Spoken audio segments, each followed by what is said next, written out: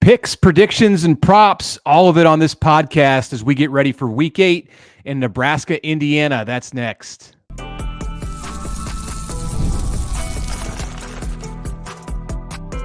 You are Locked On Nebraska, your daily Nebraska Cornhuskers podcast, part of the Locked On Podcast Network, your team every day.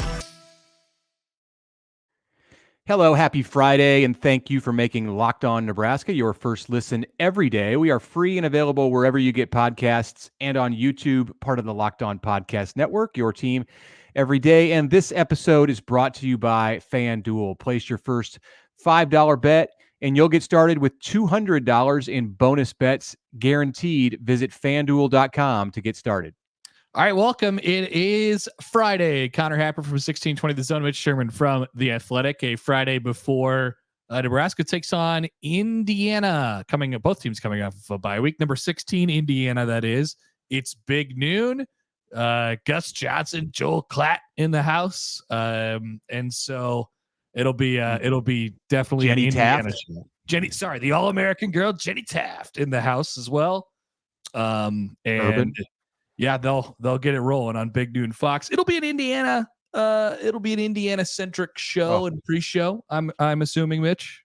Have you seen Curt Cignetti like everywhere late this week? Kind of as we predicted. I think we talked about this last week, but he was on Jim Rome. I noticed, saw that on social media. He was with Pat McAfee. He's been with Andy Staples and Ari Wasserman and their big On 3 podcast. I'm missing all kinds of national stuff, but Cignetti's been all over the place. To nobody's surprise, he's the story. So we'll have our pick here for the game at the end of this segment. Well, let's go through the props. Mitch, give me the rundown. How we doing on props so far this year?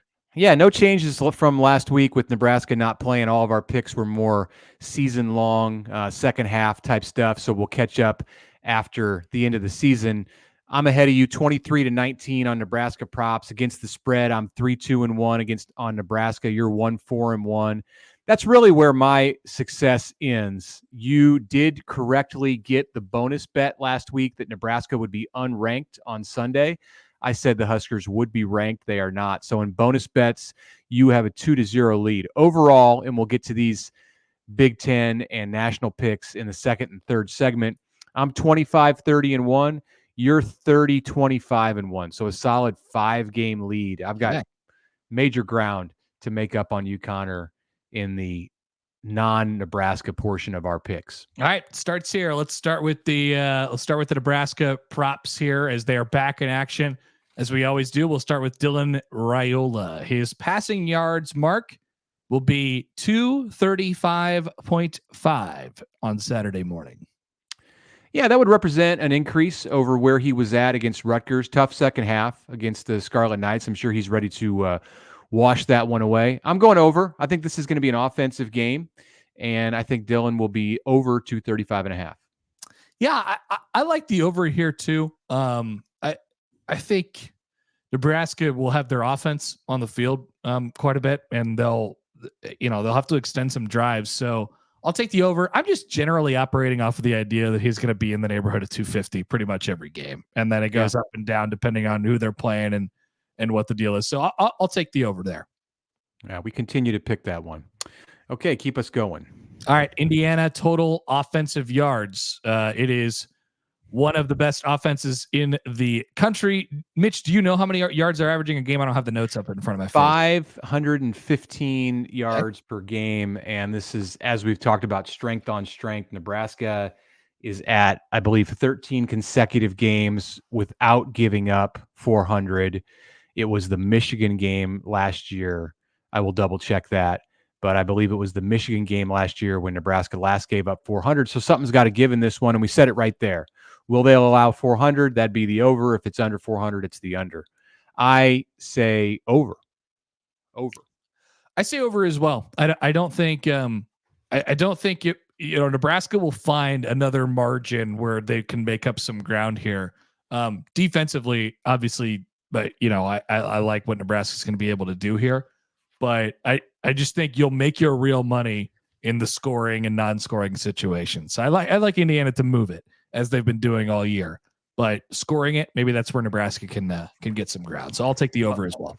11 consecutive opponents that Nebraska has held to less than 400 yards. So that's the streak. It's the longest since Nebraska had a 14-game span in the final 3 games of 2008 and the first 11 games of 2009. Wow. So they're going to have to shut down Indiana and Ohio State and UCLA to get to match that one from 2008. All right.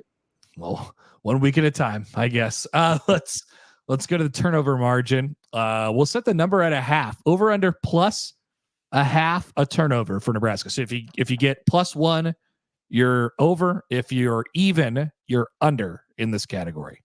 Yeah, so we're asking if Nebraska is going to win the turnover battle on Saturday in Bloomington. Huskers +6 for the season. Indiana not bad, +3 for the season. That's really good, actually. To be +3 halfway through the year means you're on track to be +6, which is top 30, top 40 in the country. I have Nebraska going under on the +5. I think this is a game that'll be even, and perhaps even an Indiana win in the turnover column. Yeah, I wonder. I think there'll be an extra careful, emphasis put on Nebraska's offense not turning the ball over, as if they could do it any better than they've been doing it so far this year. Only 4 turnovers on the entire season. But I would think that that's a pretty big emphasis in this one because you don't want them to possess the ball. I'll take the over here for Nebraska. I think they win the turnover margin. Indiana puts it in the air a lot. And it's a good test for Nebraska's secondary, which I think is up to the challenge. Give me the over. Good. I'm glad we disagree on that. Got to have some separation here. Yep. Yeah, last one. Give us the last one, and then I'll go through the next 4. Total points, 50.5. That's straight out of the FanDuel Sportsbook. 50.5 points for the whole game. What do you think? Over. Wasn't real hard for me to pick this one. I'm conjuring up a score in my head right now, and the number that I have is slightly under. So let's say under. Perfect. Okay. I can see where all of this is headed as we barrel toward our predictions on this game. Will Indiana score a rushing touchdown against Nebraska? Huskers 6 games in a row, trying to become the first team since Notre Dame more than a decade ago to go 7 games, first 7 games of the season without giving up a rushing touchdown. And the streak continues. Not Saturday. Nebraska does not give up a rushing touchdown. All right. The answer for Connor is a no. I have a yes. I'm saying Indiana will get a touchdown on the ground. Nebraska's leading rusher in this one. It's kind of been all over the place. We had a Ja'Cory Barney game. We've been trending Emmett Johnson on this thing. And of course there's Dante Dowdell, who's been kind of the odds-on favorite just about every week since week 1 or 2. It's one of the key things that I'm sort of wondering about coming out of the bye. I hope that Nebraska will have dialed in its rotation a little bit more, whatever that means for them. Just kind of figure out where you want to go with this. I think their best look as far as their rotation of guys has been to kind of pound you with Dowdell for a little while and then have the closer, Emmett Johnson, come in while working Ramir in the screen game and the pass game and whatever you need to do with him there, and obviously some runs as well. I like that. So I think the leading rusher will be Dante Dowdell.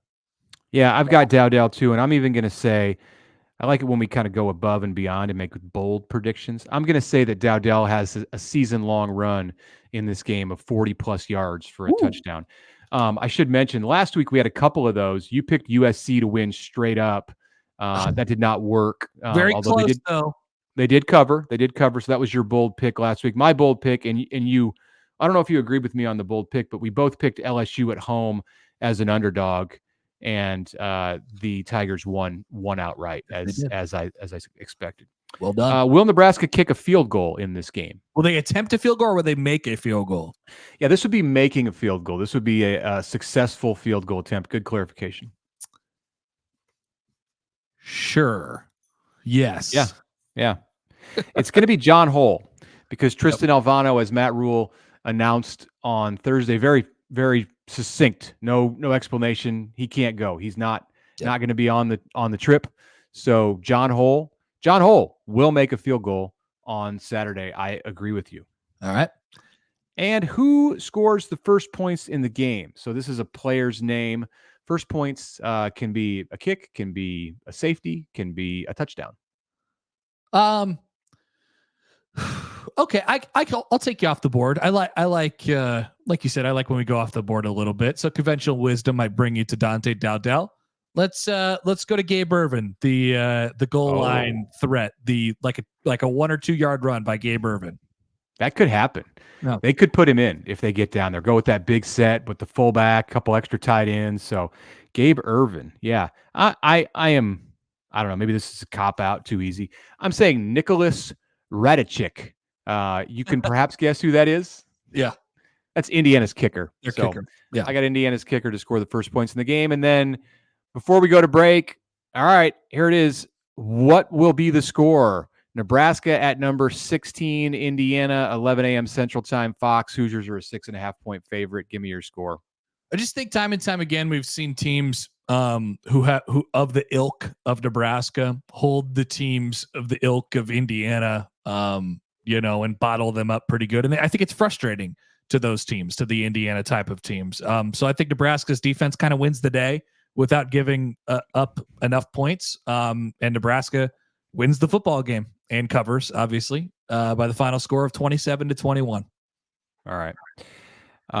I basically made this pick last week saying Indiana was going to win. I've waffled on it this week as I went through some of the factors in the game, but I'm not going to go away from that.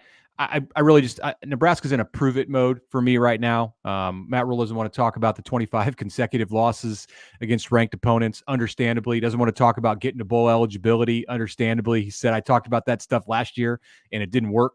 So they're just going to set it aside, and when it happens, then they will comment. So 30-24, Indiana is my winner. Both teams have a field goal, as we already detailed in some of those earlier picks. And the Hoosiers go to 7-0. Nebraska covers the spread, but that's not going to feel really good. Okay. All right. When we come back, it is a little bit different looking week in the Big Ten than what we had last week with all of the explosive games, but it will be entertaining nonetheless. That's next on the Locked On Nebraska podcast.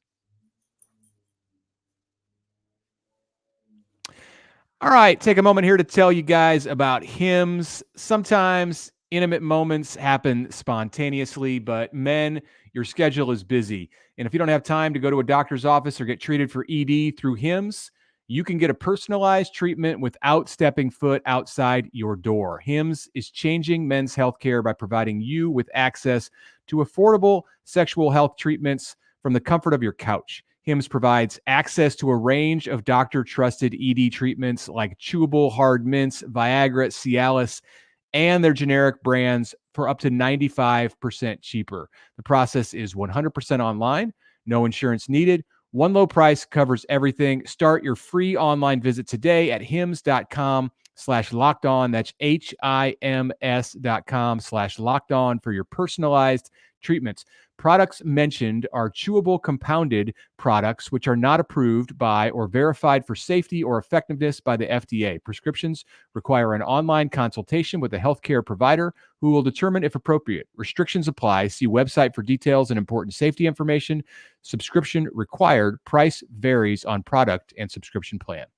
And I'd like to tell you about our friends from Homefield, sponsor of this show. Homefield, the exclusive apparel provider for the Locked On Nebraska podcast. We love the gear. I'm looking at the website right now, Mitch. There's, of course, the Nebraska Platinum football box, the Nebraska football box in general, but a whole bunch of cool t-shirt designs, hat designs, throwback vintage stuff that looks absolutely fantastic. Homefield is here to gear you up for the college football season. You're going to want to get on that. As the weather changes as well, need that cold gear, they got you covered over there as well. Homefield, premium collegiate apparel brand based in Indianapolis. They specialize in incredibly comfortable stuff, officially licensed apparel.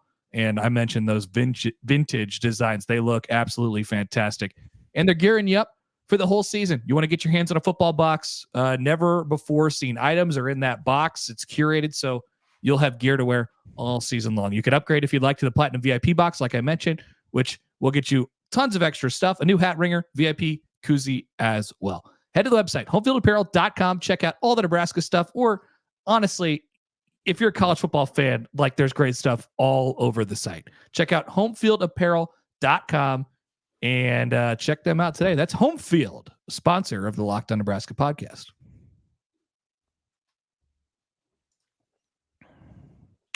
Okay, we're back here for the second segment on this Friday Picks and Prediction Show. I'm Mitch Sherman from The Athletic. Connor Happer of 1620 The Zone in Omaha is here with me. Week number 8 in the Big Ten. The race in the Big Ten takes on a bit of a different complexion after Oregon knocked off Ohio State last Saturday night in Eugene. The Buckeyes are, of course, off this week, as every team is before it plays Nebraska in the second half of the season.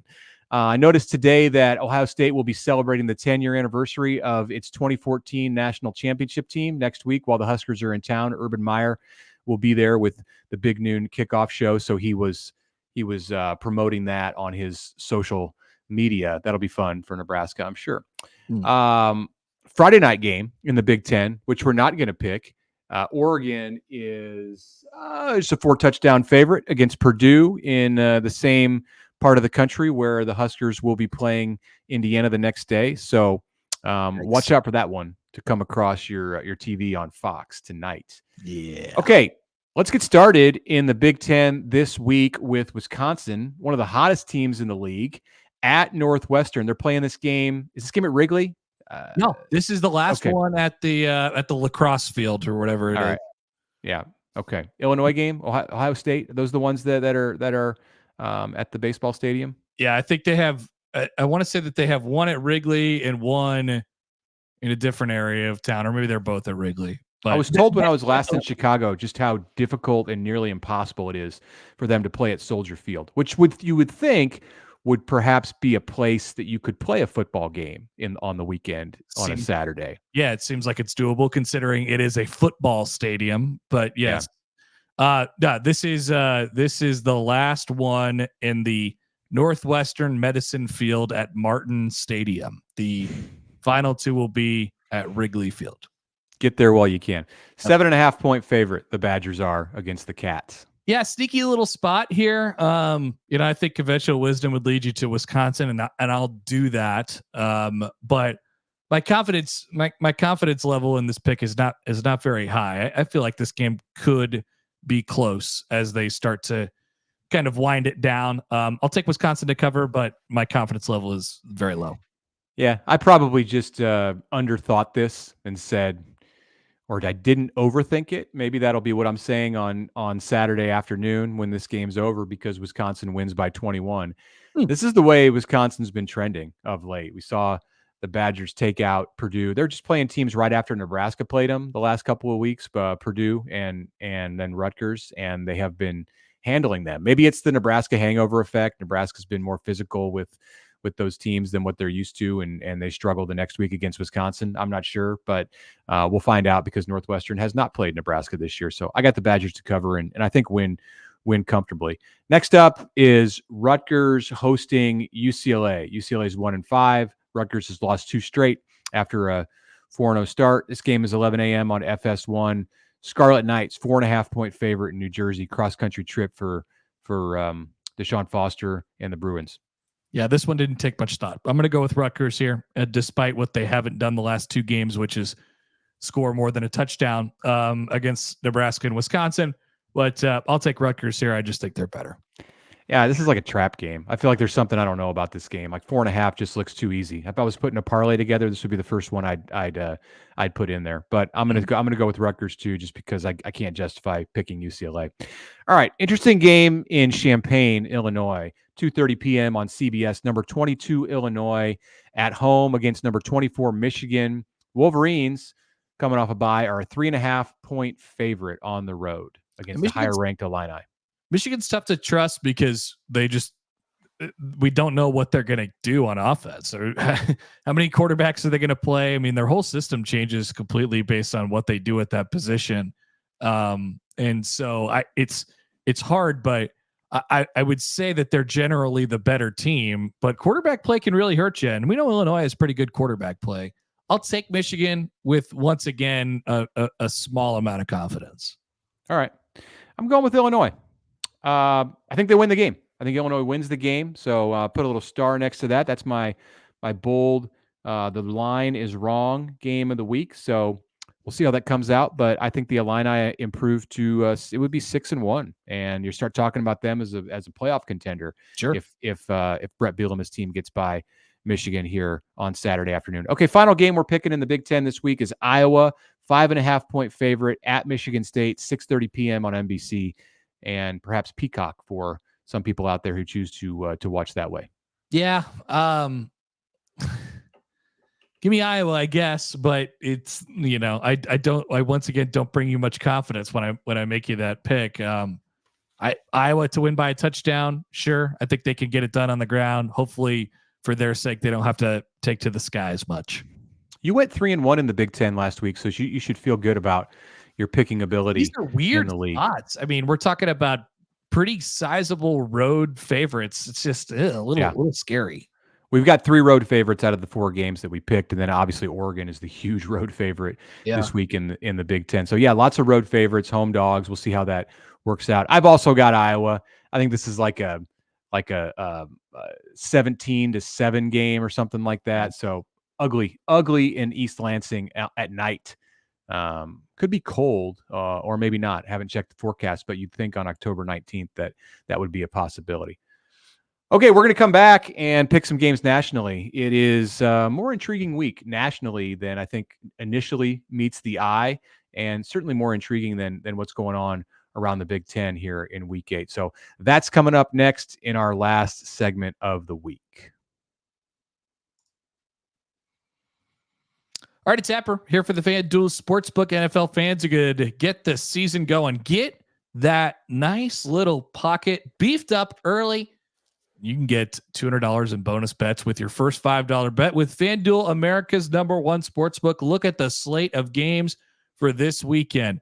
Now, you can start it on early Sunday morning if you'd like to. There's a doubleheader Monday night. You take a look at all these games, and even as the game goes on, if you get the itch, you can throw a little dough at one of these games in the NFL, college football, Major League Baseball playoffs going on right now. It's all there for you at the FanDuel Sportsbook, and we want to get you started. $200 in bonus bets guaranteed when you place your first $5 bet. That is with FanDuel, America's #1 sportsbook. Head to FanDuel.com today to get started.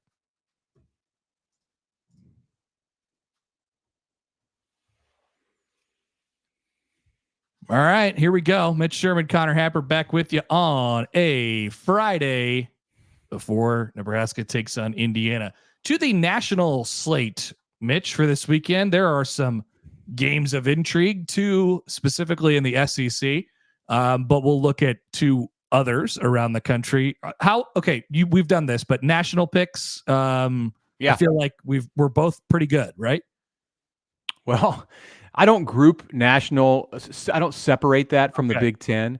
So in the 8 games that we pick every week, we've picked 56 games through 7 weeks. I'm 25-30-1. You're 30-25-1. That's right. Okay. That's doable. Yeah, I can catch up. This is an interesting week because it's the time of the year where I think you start tuning some of these games out if you're conditioned to the way college football has existed for as long as we've all been alive. And that means if you lose 2 games, you're basically done and you're playing in the Peach Bowl. But there's teams alive in the college football playoff race, and there's teams that are undefeated that I don't know that anyone really believes are going to go undefeated, but you have to really pay attention to them now because they are in good position to be in the CFP. And we'll talk about a couple of those teams here in this segment. That is exactly right. Let's start with Miami. One of those undefeated teams have hung on by the skin of their teeth for a couple of their recent games here against Virginia Tech, against Cal. Now they go to Louisville this weekend, and they are a 4.5-point favorite, 11 a.m. on ABC. Mitch, what do you think? I haven't watched Miami enough this year. I know Cam Ward is dynamic and may just win the Heisman. I mean, it seems like it's the Ashton Genty year, the Boise State running back. That people are talking about him like he's Barry Sanders, and he's just the flavor of the first half of the season. I don't know if that necessarily holds out. I think if Miami can continue to win and stay in that 12-0, 11-1 range, that Cam Ward is probably just going to rise and rise and rise because he's a quarterback of a top well, it would be maybe a top 2 or 3 team by the end of the season. So I like Miami to win this game, but I think it's going to be very close. And I'm going to pick Louisville and to cover the spread. So Miami by 3. I think Miami wins and covers. And so like I just, whenever Louisville shows up in one of these games, I just never know what to do with them. They're probably the Power 5, adjacent contender type of team that I watch the least every single year. I never watch Louisville. So give me Miami. I know. I'm not sure if I've seen Louisville play since Jeff Brom took over the program last year. Right. Like more than a few plays. Let's move on to game number 2. Here's one of those big SEC games. Alabama is a 2.5-point favorite after, winning at South Carolina, or winning at home against South Carolina last week by, once again, the skin of their teeth there. They get Tennessee in an interesting position as well. 2:30 on ABC. This game is in Knoxville. Mitch, what do you think? So remember Matt Rhule on Monday talking about the national scene in college football, and he says people just have to train themselves to take away the helmets and the logos and what you know about a team historically in this age of college football. And he was talking specifically about the Big Ten and the SEC, and he threw in the SEC because, well, he feels strongly about that. This is one of those games to me. I think Alabama is a favorite because it's Alabama, not because of the way it's played recently. The win over Georgia was impressive, but the Tide fell apart in the second half of that game. I don't think they have things going. I don't think they have their mojo. This is another one where I've got the wrong team favored. Tennessee wins this game and, of course, covers. Yeah, I disagree. Tennessee, the last couple of weeks have been pretty eye-opening. It's not really about either of them. I mean, they both come in such an interesting, position. Tennessee, the last 2 weeks, really going back to the second half of that Oklahoma game a few weeks ago, it's just not really. I mean, they started off really hot, 69 points, 51 points, 71 points, and that just hasn't been there. They lost to Arkansas. They got out of they got out of there just a little bit by 6 against Florida. I don't like the spot that team is in right now.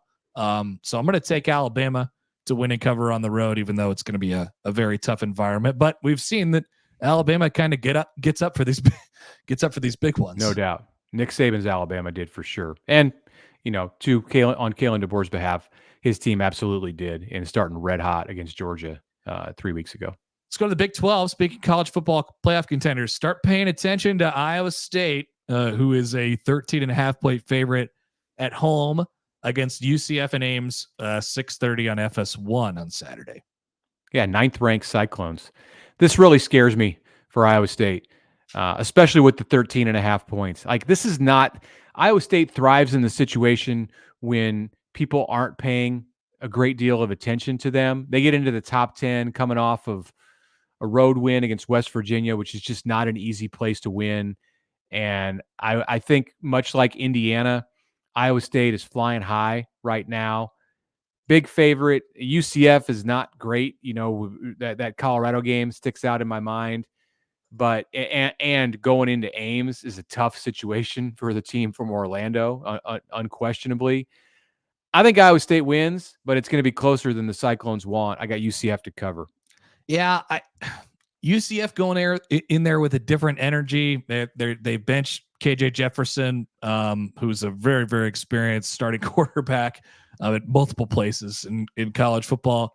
So it's you get weird energy when you get into that, and maybe they start off hot. But I will take Iowa State to cover the 2 touchdowns at home, because I think this is probably one of the best teams in the Big 12, if not the best team in the Big 12, and one of the best in like our region around here as well. I mean, they've been fantastic this year. Give me Iowa State. You just angered BYU. Sorry, BYU. I do like Iowa State better than BYU, for the record. Okay. Right. And then we finish with the game of the week in college football. It's Georgia and Texas. Man, this is good.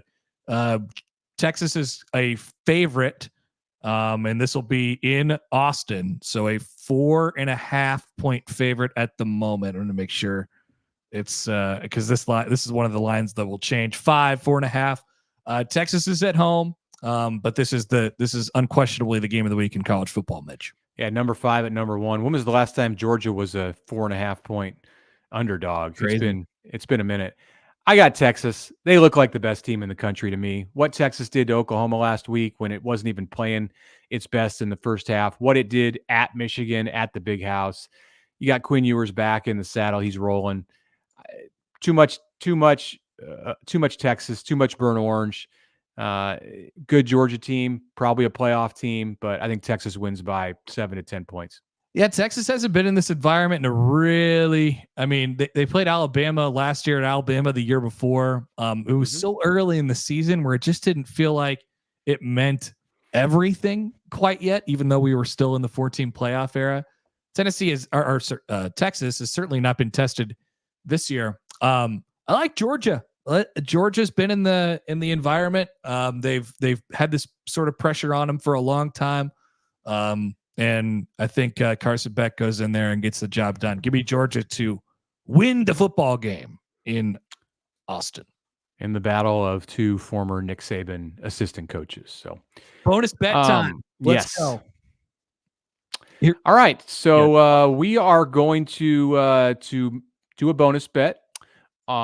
Familiar name to Nebraska fans. Jeff Sims is starting at Arizona State this week, playing at 4-2 Cincinnati. Arizona State is 5-1, and Sam Leavitt, the Michigan State transfer, has been getting it done, but he is injured. So in steps Jeff Sims, the former Nebraska quarterback, the former Georgia Tech quarterback. Cincinnati, 4.5-point favorite. Sims, by the way, has played in 2 games and attempted 2 passes this year while scoring 1 touchdown on the ground. How many turnovers, this is the question, will Jeff Sims commit in this game? It could be a fumble. It could be an interception. To win this bet, you have to get it on the nose. Oh boy.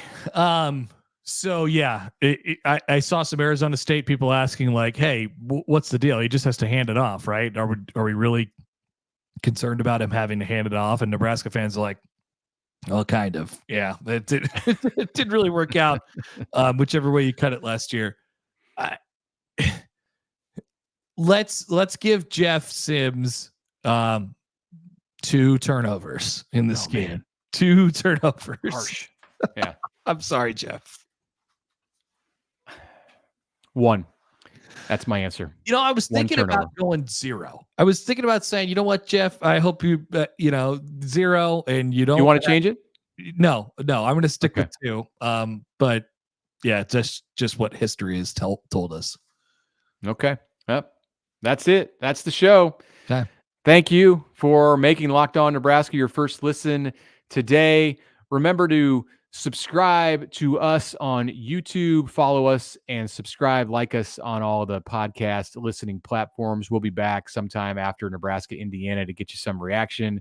We want you now to go check out the Locked On College Football podcast. Spencer McLaughlin has everything you need to get into this weekend. Week 8 of an exciting college football season. You can find the link to the Locked On College Football show in the description of this podcast, so there's no need to search. It's all part of the Locked On Podcast Network, your team every day.